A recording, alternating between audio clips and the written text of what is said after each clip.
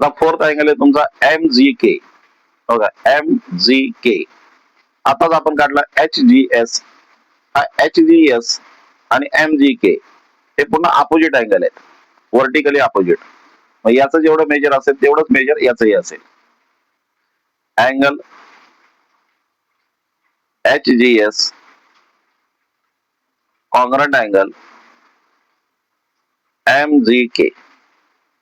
Reason vertically opposite. हे दोघे congruent आहेत, याचा अर्थ दोघांचं मेजर सेम.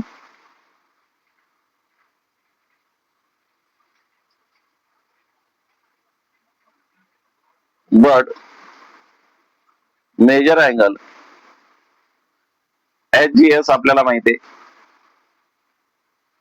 85 डिग्री, म्हणून MGS सुद्धा किती असेल